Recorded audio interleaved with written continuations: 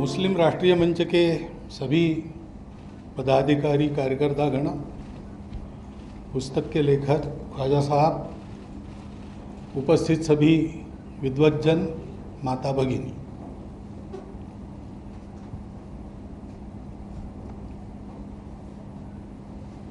ये ऐतिहासिक है कि नहीं मुझे मालूम नहीं, लेकिन सार्वजनिक रूप से इस प्रकार का पुस्तक का लोकार्पण मेरे द्वारा, यानी संघ के किसी अधिकारी के द्वारा, ये शायद पहली बार है। और अटकलें इसकी बहुत लग रही है ऐसा पता चला, इसलिए मैं भाषण के प्रारंभ में ही उन सबको शांत कर देना चाहता हूँ। ये कोई इमेज मेकओवर का एक्सरसाइज नहीं है। पहली बात, संघ क्या है 90 वर्षों से पता है लोगों को, वही संघ है। और संघ को इमेज की कभी परवाह रही नहीं, क्योंकि हमको बाकी कुछ करना नहीं है, सबको जोड़ना है, अच्छा काम करना है, तो रूप बदल के जाने की जरूरत हमको नहीं पड़ती।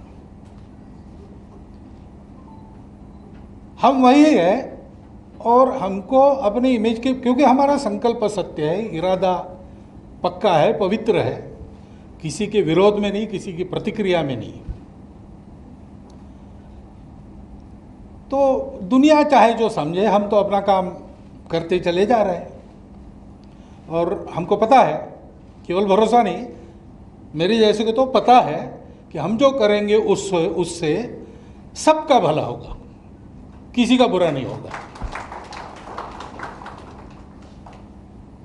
इसलिए ये कोई इमेज बदलने का एक्सरसाइज नहीं, ये अगले चुनावों के लिए मुसलमानों के वोट पाने का भी प्रयास नहीं है, क्योंकि हम उस राजनीति में नहीं पड़ते। वोट की राजनीति, पार्टी पॉलिटिक्स, इसमें हम लोग नहीं पड़ते। हाँ, हमारी कुछ विचार है राष्ट्र में क्या होना चाहिए, नहीं होना चाहिए, उसके बारे में, और अब एक ताकत बनी है तो वो ठीक हो जाए, इतनी ताकत हम जहाँ लगानी है, चुनाव में भी लगाते हैं, ये बात ज़रूर है। लेकिन हम किसी के पक्षधर हैं इसलिए नहीं, हम राष्ट्रहित के पक्षधर हैं। उसके खिलाफ जाने वाली बात कोई भी करे, हम उसका विरोध करेंगे, और उसके पक्ष में जाने वाली बात कोई भी करे, हम उसका समर्थन करेंगे। हम पार्टी नहीं देखते। इसलिए ये कोई पॉलिटिकल एक्सरसाइज नहीं है, हम पॉलिटिक्स में नहीं पढ़ते। Vote politics, vote bank politics, party politics, इससे हम तय करके हम उसमें जा सकते हैं, हमारी ताकत है, लेकिन हम नहीं जाएंगे, क्योंकि हमने ये तय किया है पहले से, संघ का जन्म हुआ तब से। क्योंकि कुछ काम ऐसे हैं जो राजनीति नहीं कर सकती, कुछ काम ऐसे हैं जो राजनीति बिगाड़ देती है। मनुष्यों को जोड़ने का काम राजनीति से होने वाला नहीं है। राजनीति चाहे तो उस पर असर डाल सकती है, बिगाड़ सकती है, उतनी मात्रा में राजनीति की चिंता लोगों को जोड़ने वालों को करनी पड़ती है। वो कोई भी हो, हम हो या ख्वाजा साहब जोड़ने चले, वो भी, उनको भी चिंता तो करनी पड़ेगी। परंतु राजनीति इस काम का औजार नहीं बन सकती, इस काम को बिगाड़ने का हथियार बन सकती है। और इसलिए ये उसका भी कार्यक्रम नहीं है। ये एक सीधी बात है कि पहली बार ऐसी पहल हुई, और बहुत तर्क के साथ और पूरे भूतकाल का विश्लेषण करते हुए जब ये बात आई कि ये डायलॉग बढ़ना चाहिए, पुस्तक मेरे पास आई, मैंने देखी। मैंने सरसरी देखने के बाद ख्वाजा साहब को कह दिया कि इसका विमोचन मैं करूँगा। बाद में तारीख तय की, तारीख को 3 बार आगे जानी पड़ी कोरोना के कारण, क्योंकि इस पुस्तक में एक प्रामाणिक आह्वान है, एकता का आह्वान है। ख्वाजा साहब ने अभी जो भाषण किया उसमें बहुत सारी बातें आ गई, बिल्कुल साफ साफ आ गई। तो एक दिल से आह्वान है कि भाई हम एक है, हमको एक होना है। राष्ट्र की प्रगति समाज के, संगठित समाज के अस्तित्व के बिना नहीं होती है। संगठित समाज ने आपस में आत्मीयता से जुड़ा हुआ समाज, संगठन यानी कोई एक रचना नहीं है, उस रचना के पीछे जो भाव है ये अपनेपन का होता है। तो हिंदू मुसलमान एकता, हमारा तो विचार ऐसा है कि ये शब्द ही बड़ा भ्रामक है। ये दो है ही नहीं, एकता की बात क्या है? इनको जोड़ना क्या, ये जुड़े हुए हैं, ये जुड़े हुए हैं। और ये जब मानने लगते हैं कि हम जुड़े हुए नहीं हैं, तब दोनों संकट में पड़ जाते हैं। बात यही हुई है। हम लोग अलग नहीं हैं क्योंकि हमारे देश में ये परंपरा नहीं है कि आपकी पूजा अलग है इसलिए आप अलग हैं। आपने कहा ना, आप निराकार की श्रद्धा रखते हैं, हम निराकार के साथ आकार की भी श्रद्धा रखते हैं। बात ऐसी है कि एक व्यक्ति के नाते मुझे मेरी श्रद्धा एक पर ही रखनी पड़ेगी, हिंदुओं में भी। अगर मैं निराकार मानता हूं तो मैं हिंदुओं के आकार भी नहीं मानूंगा, मेरे अकेले का जब तक प्रश्न। लेकिन मेरे समाज में आकार को मानने वाले लोग हैं, उनका मैं सम्मान करता हूं, उनकी श्रद्धा का आदर करता हूं। उनकी श्रद्धा का आदर करने से मेरी भक्ति पे कोई गड़बड़ नहीं होती। मैंने कहानी सुनी, किस्सा ही है वो, लेकिन सुना है कि हजरत मूसा गुजर रहे थे एक रास्ते से, एक फटेहाल आदमी बैठा था और वो कहता था, भगवान मैं तुमको बुलाने से डरता हूं क्योंकि तुम आओगे उतने दूर से जन्नत से चलकर, तो तुम्हारे पैर दबाने के लिए हाथ तो है, लगाने के लिए तेल मेरे पास नहीं है। ऐसी बहुत सी बातें वो कह रहा है। तो हजरत मूसा गुस्सा हो गए क्योंकि वो भी निराकार की पूजा। तो उन्होंने कहा कि पागल हो गया, तो भगवान ऐसे थोड़ी आता है, कुछ भी अपने मन से, और उस सारे इसको तुम कलंकित कर रहे हो, पागल जैसी बातें कर रहे हो, चुप बैठो।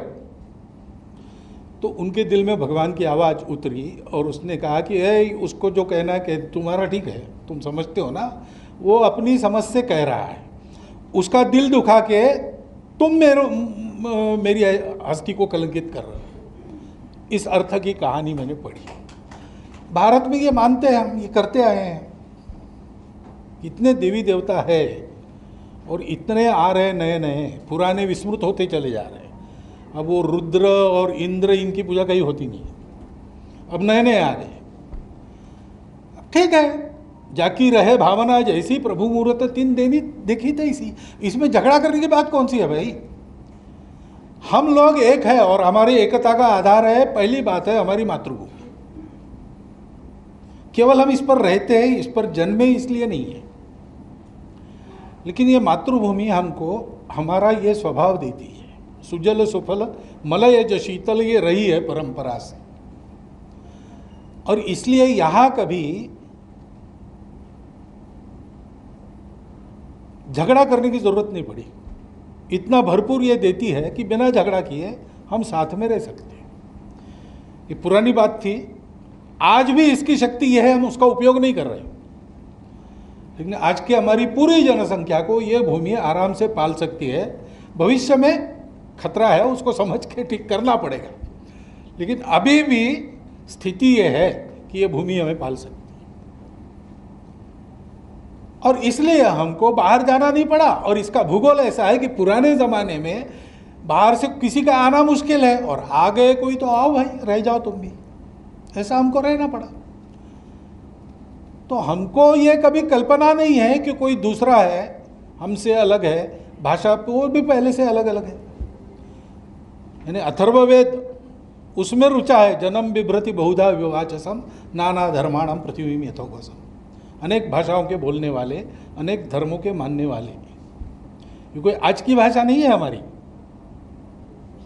उपनिषदों में कथा है कि एक ज्ञानी व्यक्ति थे, उसके पास 5 लोग गए।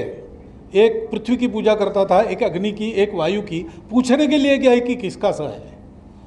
तो उसने पूछा, आप किसकी पूजा करते हो? उसने कहा अग्नि की। हाँ, इसीलिए तुम्हारा सब कुछ ठीक चल रहा है, तुम्हारा कल्याण है, तुम्हारे घर में समृद्धि है। दूसरे को पूछा, तुम वायु। हाँ, इसीलिए तुम्हारा कल्याण हो रहा है। तुम्हारे सबको यही कहा उसने। फिर से ये कंफ्यूज हो गए, सही किसका है? हंसकर उसने कहा कि देखो भाई, तुम अपनी अपनी भावना से जिसकी पूजा करते हो वो एक अंश है। वास्तव में जिस पूर्ण के ये अंग है इनके द्वारा तुमको उसको देखना चाहिए। उसको नहीं देखते, इसलिए दूसरों की पूजा को लेकर तुम भ्रम में पड़ जाते हो। ये हमारा देश है, ये हमारी परंपरा है, ये हमारी तहजीब है, और ये हमारे मातृभूमि के कारण मिली है, वो पहला आधार है। और ये परंपरा दूसरा आधार है। और तीसरा आधार है ही, हम समान पूर्वजों के वंशज हैं। अब ये विज्ञान से भी सिद्ध हो चुका है। 40,000 साल पूर्व से हम भारत के सब लोगों का डीएनए, सब लोगों का निरपवाद डीएनए समान है।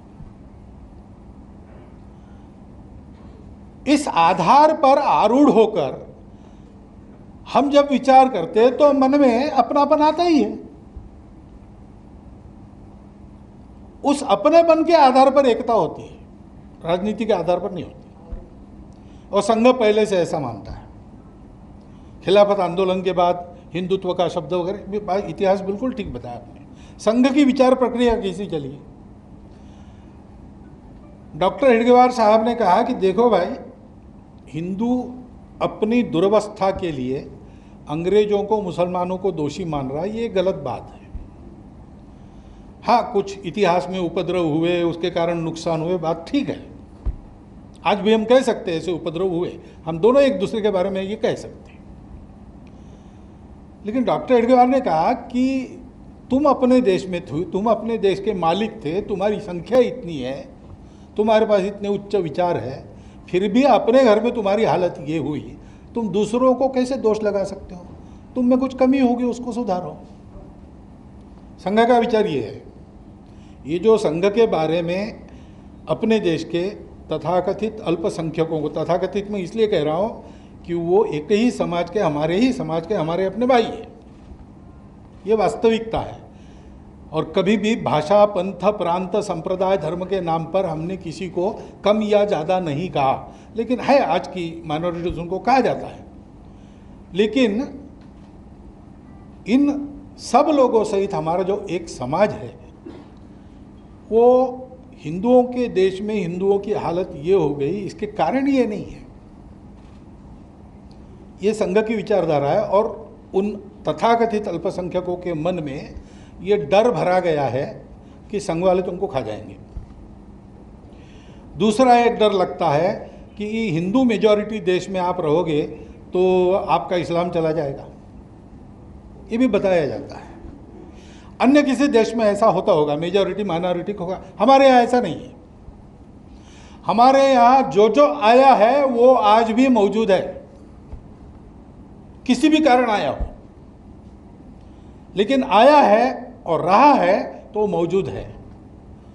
और इस भूमि की परंपरा, यहाँ के समाज का स्वभाव और इस कारण उसने बनाया संविधान भी उनके यहाँ के अस्तित्व की गारंटी देता है। क्योंकि समाज वैसे मानता है आज भी। कुछ ज्यादतियां अगर होती है मेजॉरिटी की ओर से माइनॉरिटी की ओर, तो मेजॉरिटी से ही उन आतताइयों का विरोध होता है।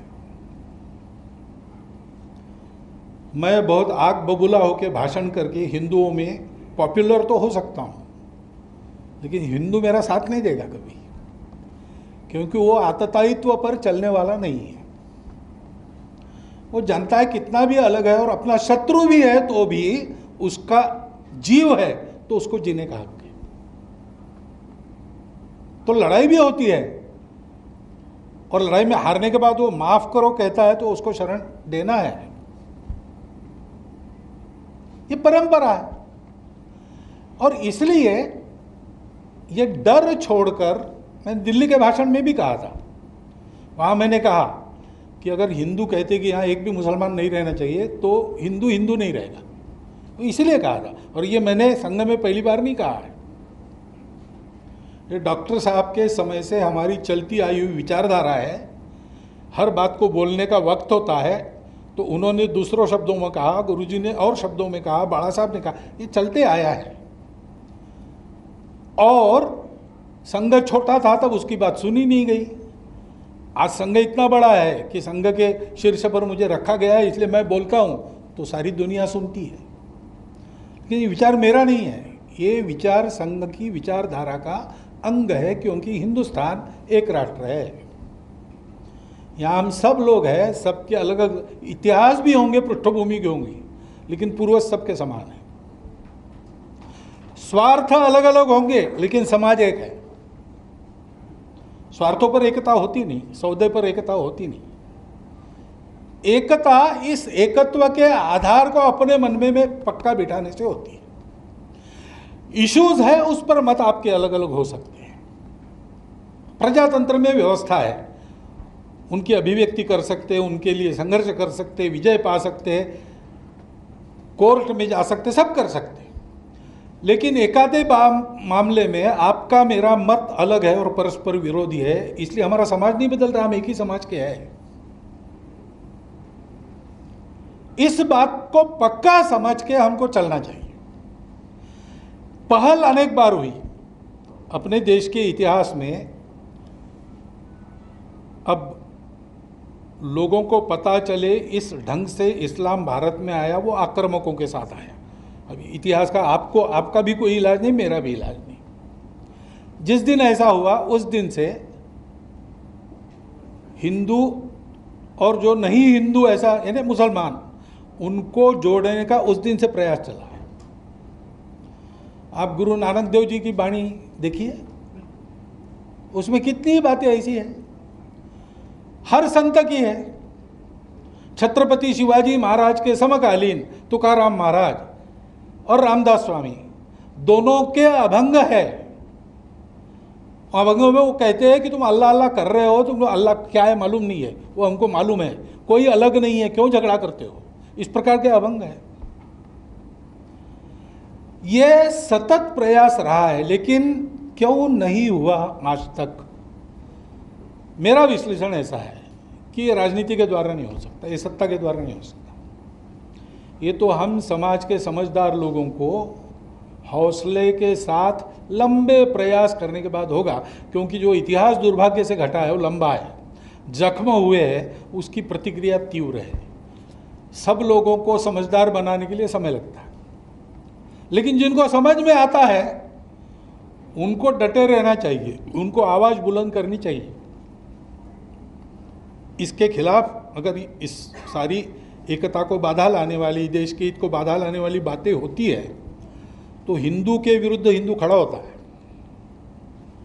लेकिन ऐसा हमको पता नहीं, मैं इतना ही कहता हूँ कि ऐसी कोई बात हो गई तो मुस्लिम समाज का समझदार नेतृत्व ऐसे आतताई कृत्यों का निषेध कर रहा है, करता होगा अंदर, मुझे पता नहीं, बाहर नहीं आता है। यह भी एक प्रचार का ही खेल है। जैसे आपको संघ के बारे में और ये जो बताया गया, आप आएंगे अंदर तो आपको दिखेगा कि गलत है। वैसे हो सकता है कि हमको भी कई बातें जो पता चलती है वो गलत हो, लेकिन दिखता तो है नहीं। तो इसलिए हम समझदार लोगों को डट के बातें करनी पड़ेगी। तो दिल्ली के भाषण में मैंने जो कहा, मुझे पता था, उसके बाद स्वयंसेवक भी कहेंगे कि ये आप कहाँ से कह रहे हैं, लेकिन है बंच ऑफ थॉट्स में है ये सारी बातें। और स्वयंसेवक ये जानता है कि हम हिंदू संगठन है, हिंदुओं को शक्तिशाली बनाना चाहते हैं, लेकिन हमारी दृष्टि जो है वो हिंदू की दृष्टि है ना, वसुधैव कुटुंबकम है। तो हमारे देश के अपने लोगों को तो जो आपने कहा सॉल्यूशन तो वही है। डिस्कॉर्ड एक अभी सॉल्यूशन नहीं हो सकता, डायलॉग यही सॉल्यूशन हो सकता है। कभी भी संघर्ष से होता नहीं, नुकसान ही होता है। तो कभी ना कभी एक दूसरे को समझकर मिलकर अपने देश को बड़ा बनाने के लिए सबको साथ चलना ही है। अब यह बात अनेक बार हुई, लेकिन कई बार डायलॉग का एक अर्थ ऐसा भी है, ऐसा मैंने सुना, सही है कि गलत है मुझे मालूम नहीं, लेकिन सही है तो बड़ी भयंकर बात है। चर्च के पैराडाइम से ये डायलॉग शब्द आया, ऐसा कहते हैं। तो उसमें ऐसा है कि लोगों को कन्वर्ट करने के लिए तैयारी करने का समय मिले, इसलिए बातों में उलझा के रखना, ये भी एक अर्थ होता है उसका। ऐसे भी किसी ने उपयोग किया होगा तो पता नहीं मुझे, लेकिन डायलॉग करने के पीछे स्वार्थ नहीं चाहिए, हमको कुछ पाना नहीं है, हमको कुछ पाना नहीं है। ये देश अपना है, ये समाज अपना है, उसके भलाई के लिए ये करना आवश्यक है। कोई माने ना माने, हमको करना है। हमारा क्या होगा हमको परवाह नहीं, हमारा कुछ भी हो जाए, हमारे समाज का तो भला ही होगा। इस ढंग से खड़ा रहना पड़ेगा। एकता की आधार भूमि अपनी मातृभूमि, अपनी ये परंपरा संस्कृति और हमारे समान पूर्वज, उनका गौरव। बाकी हमारे यहाँ सब स्वतंत्रता है, कुछ नहीं बदलना पड़ता है। सब मत पंथ हमारे यहाँ, रामकृष्ण परमहंस जैसे संत, उन्होंने प्रत्यक्ष उपासना करके ये देख लिया है। इस्लाम की भी उपासना उन्होंने की और अंतिम परिणति देख ली प्रत्येक पंथ संप्रदाय की, और कहा कि जो तो मत तो पथ, रास्ते अलग अलग है, मंजिल एक ही है। ये सत्य है, यानी ये हमारे देश का विचार है, हमारी परंपरा है, हमारा सौभाग्य है। लेकिन ये कहीं भी जाकर आप उसका परिशीलन करो, प्रत्यक्ष अनुभूति करो, मन और बुद्धि के परे जाकर अनुभव करो, तो आपको ये पता चलेगा। आज भी इसको बताने वाले हैं, आज भी ऐसे अनेक उदाहरण हैं कि मुस्लिम फकीरों के शिष्य अच्छे अच्छे हिंदू हैं, पहुंचे हुए फकीरों के, और हिंदू संतों के मुसलमान शिष्य हैं। हिंदू संतों ने मुसलमान शिष्यों को जो मंत्र दिया है वो संस्कृत का नहीं दिया है, वो कुरान पाक में कुछ नाम वहाँ से निकाल के दिया है। ऐसे बहुत उदाहरण है। मैं जानता हूँ जहाँ से मैं पैदा हुआ हूँ भारत में, विदर्भ और ये नागपुर के आसपास का इलाका, उसमें तो ऐसे मेरे आसपास ही 4-5 उदाहरण हैं। अब इसको हमको पहचानना चाहिए, इसको पकड़ के चलना चाहिए और इसी निश्चय के साथ चलना चाहिए। रास्ता लंबा है। आप तो कह रहे हैं कि हम मंजिल तक आ गए, ये मंजिल नहीं है, ये अब चलना प्रारंभ है, यहाँ से करना पड़ेगा। मंजिल बहुत दूर है, क्योंकि बहुत सारी बाधाएं हैं। लोगों के मन में अंधकार है, उसको दूर करना पड़ेगा। ऐसा हम चलेंगे तो खुरापात करने वाले खुरापात तो करेंगे ही, तो उससे जो त्वेष उत्पन्न होता है, द्वेष उत्पन्न होता है, टेंशन उत्पन्न होता है, दंगे, उन सब का हमारे मन पर परिणाम न होने देते हुए सत्य और न्याय के साथ हमको आगे बढ़ना पड़ेगा। इसलिए लंबा चलना पड़ेगा, ये समझना पड़ेगा। आपका वो जो प्रामाणिक आह्वान है उसकी मैं दाद देता हूँ। आपने जो 2 बातें कही है मैं मानता हूँ उसको, संघ उसको मानता है, इसलिए मैं भी मानता हूँ। मैं संघ की पठड़ी में तैयार हूँ। संघ मानता है उसको, किसी की पूजा उसका अपना सवाल है, और हर एक मनुष्य की इसके अंदर क्षमता अलग अलग दी है, तो उस प्रकार वो जानता है, प्रामाणिक प्रयास कर रहा है, एक दिन पहुंचेगा वहाँ। अनेक रास्ते हैं, उसको लेके किसी की श्रद्धा को हम भंग नहीं कर सकते, करना नहीं चाहिए। करेंगे तो वो पाप होगा, पाप का प्रायश्चित कभी ना कभी करना पड़ेगा, ये पक्का है। परंतु ऐसा एक दूसरे को समझकर हमको सच्चाई और न्याय के साथ खड़ा रहना पड़ेगा, देश की एकता अखंडता के साथ खड़ा रहना पड़ेगा। ये देश हमारा है, ये समाज हमारा है। मत के नाते हो सकता है हमारा कोई मत हो, हमारा कोई धर्म हो, हमारी कोई पूजा हो, ठीक है, उसका अनादर इस देश में कभी नहीं होगा। उसके अनादर का प्रचलन जो डालने जाएगा उसको बाहर जाना पड़ेगा कभी नहीं, ये पक्की बात है। और इसलिए हिंदुओं के मन में ये जो इतिहास हुआ है, लड़ाइयाँ हुई, बाद में सब ठीक होने लगा, तो बीच बीच में कट्टरपंथी आते गए और उल्टा चक्का घुमाते रहे। ऐसे ही खिलाफत के समय हुआ, उसके कारण पाकिस्तान हुआ। स्वतंत्रता के बाद भी राजनीति के तहत आपको ये बताया जाता है तुम अलग हो, तुम अलग हो, तुम अपनी अलग पहचान छोड़ दोगे। पहचान छोड़ने की ज़रूरत नहीं है भाई, पहनावा वगैरह सारी बातें यहाँ सबकी अलग अलग है, पहले से है, यहाँ मुसलमानों के आने के पहले से है। इसलिए वो सब ठीक रखकर भी हम इस समाज के अंग हो ही सकते, और कहीं नहीं हो सकते, यहां हो सकते। लेकिन ये डर जो बिठाया जाता है उसके चलते और फिर से चक्का उल्टा घूमता है। उस चक्कर से बचना और बचाना ये हमको करना पड़ेगा। हम है अलग अलग, हमारी तरजीह भाई ये है, परस्पर विरोधी भी है। ये आर्य समाजी सगुण अवतारों को नहीं मानते, टीका भी है। सत्यार्थ प्रकाश में हिंदू देवी देवताओं पर टीका है, चाबुक लगे है। लेकिन हिंदू समाज ने उसको कैसे लिया, ये एक शास्त्रार्थ है भाई, बौद्धिक विश्लेषण है। अब पढ़ो उसको, प्रैक्टिस करके देखो, जो अनुभव आता है वैसे मानो। तो आर्य समाजी भी है और मंदिर वाले भी है, सब प्रकार के लोग हैं। जैसे ये साथ चलते हैं वैसे हमारे ही भारत माता के पुत्र, हमारे ही संस्कृति के विरासतदार और हमारे ही पूर्वजों के वंशज, खून के अपने भाई मुसलमान साथ क्यों नहीं चल सकते भाई? वो कैसे अलग हो गए? लेकिन इन सब पृष्ठभूमियों के कारण एक अलगाव और अविश्वास पैदा हुआ है। उसकी दूरी हमको पाटते समय समाज के मन से ये सारा हटाना पड़ेगा। और हटाने का मतलब छिपाना नहीं होता है। जो आपने कहा, खरी खरी बात को जैसा है वैसा समझना। इसलिए हम कहते हैं कि हिंदुस्तान हिंदू राष्ट्र है, गौ माता पूज्य है, लेकिन लिंचिंग करने वाले ये हिंदुत्व के खिलाफ जा रहे हैं।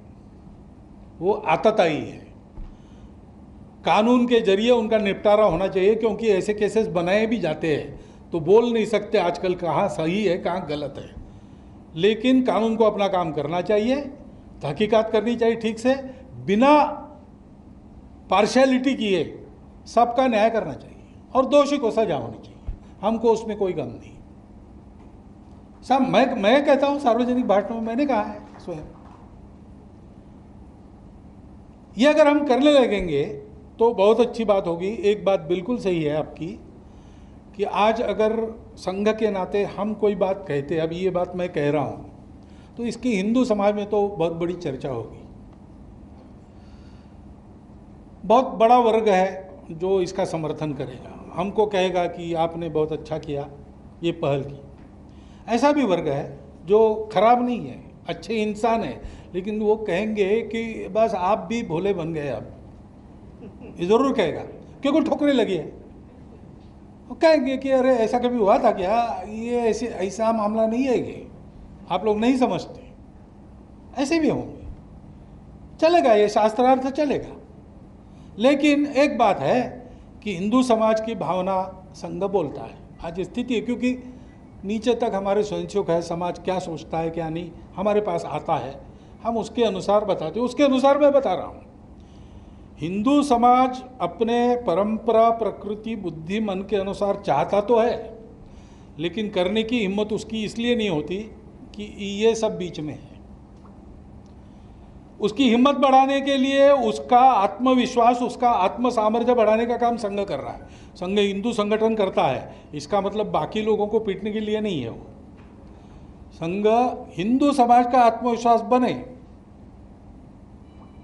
एक ने पूछा कि आप क्या करने जा रहे हैं, बोला क्या होगा इससे, तो बोले इससे तो हिंदू समाज दुर्बल होगा। मैंने बोला कमाल है, एक माइनॉरिटी समाज है मुसलमान नाम का, मैं इस पुस्तक का उद्घाटन कर रहा हूँ, उसमें कोई डरता नहीं, क्या होगा, और तुम मेजॉरिटी समाज के होगे डरते हो, क्या होगा। अब ये ऐसा व्यक्ति एकता नहीं कर सकता। जो डरता है, डर के मारे एक होना नहीं है, ये पक्की बात है। आप भी मत डरो, सत्ता आएगी और रहेगी तो भी आप मत डरो। डर से नहीं होती एकता, प्रेम से होती है, एकता अपनेपन से होती है, एकता निस्वार्थ भाव से होती है। कुछ लोग हैं जो ये आर्गुमेंट देते हैं कि हमारी सत्ता थी और जो हमारी प्रजा थी आज हम फिर से राज्य करें, ये गलत बात है। अब डेमोक्रेसी है, कोई हिंदू वर्चस्व की बात नहीं कर सकता, कोई मुस्लिम वर्चस्व की बात नहीं कर सकता। भारत वर्चस्व की बात सबको करनी चाहिए। हम जब कहते हैं हिंदुस्तान, हिंदू राष्ट्र, उसका मतलब यही होता है, क्योंकि हिंदू की हमारी व्याख्या तिलक लगाने वाला, स्नान करने वाला, यह पूजा करने वाला ऐसी नहीं है।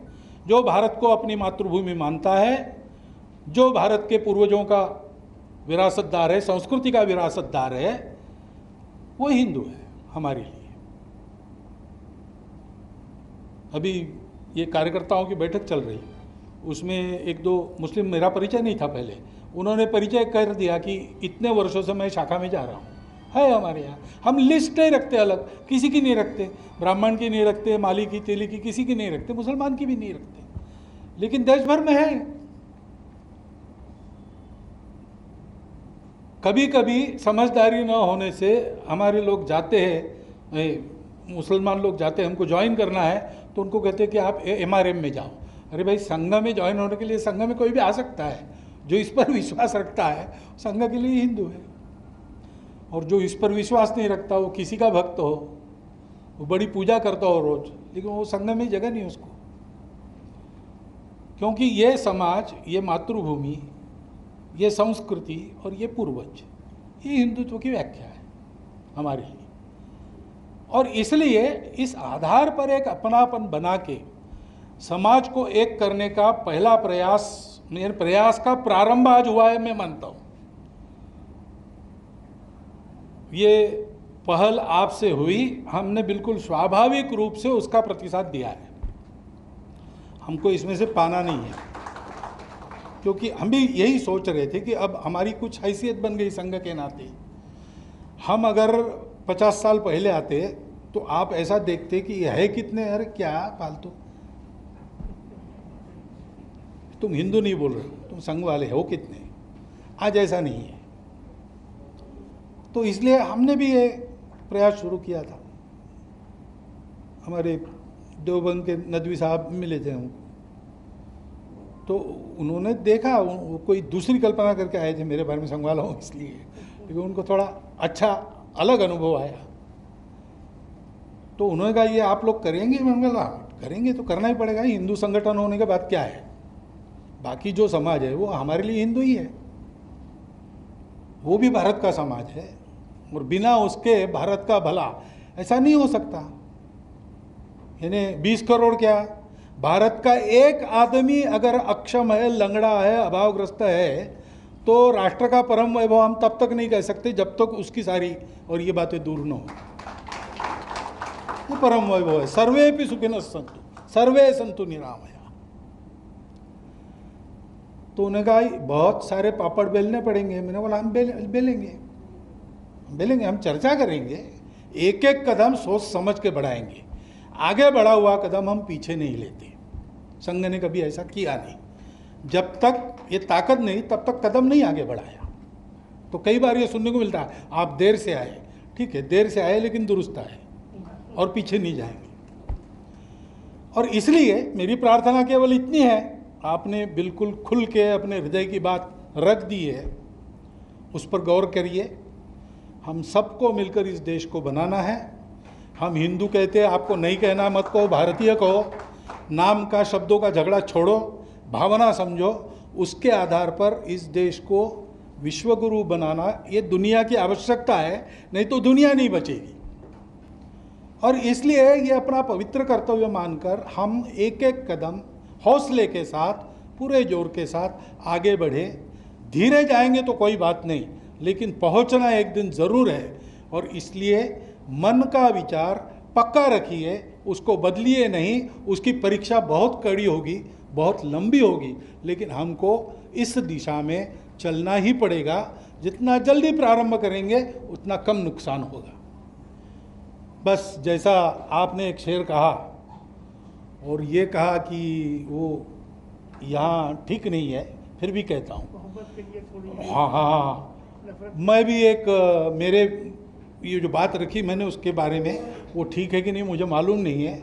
हमारे अकोला की विजयादशमी उत्सव में इमरजेंसी के बाद और आरिफ बेग साहब को हमने अध्यक्ष के नाते बुलाया था, तो उनके भाषण के अंत में उन्होंने कहा था, बड़ा प्यारा लगा, अंजाम बया, हाँ क्या अंदाज़ बया अगरचे बहुत खूब है, मगर शायद कि उतर जाए तेरे दिल में मेरी बात, हिंदुस्तान पाइंदाबाद।